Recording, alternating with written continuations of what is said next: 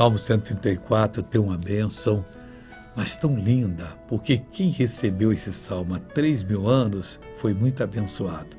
E quem recebe hoje, 3.000 anos depois, também será muito abençoado. E durante toda a trajetória do homem, nesses 3.000 anos sobre a terra, milhares de pessoas foram abençoadas por esse salmo. O 134, versículo 3. O Senhor, que fez o céu e a terra, te abençoe desde Sião. Acabou. O Senhor Deus, ele fez o céu e fez a terra.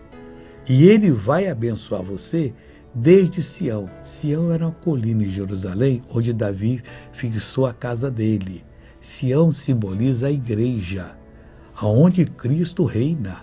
E ele quer abençoar você. O Senhor te abençoe. O Senhor que fez os céus e a terra foi Jesus. E te abençoe desde Sião. Você vai ser abençoado. Veja esse testemunho. Carmen, o que Deus fez?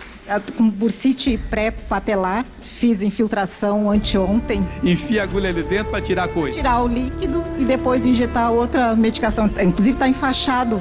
Está enfaixado. E como é que você sabe que você está curada?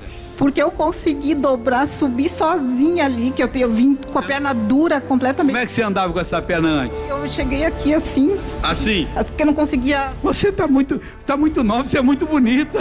Anda em nome de Jesus agora, anda, filha de Deus, anda. Aí, pessoal, mesmo joelho enfaixado, oh, glória a Deus. Agora eu quero orar com você. Vamos falar com Deus? Pai, entramos em oração em favor dos perdidos, daqueles que andam, ó Deus, desesperados e precisam encontrar a salvação.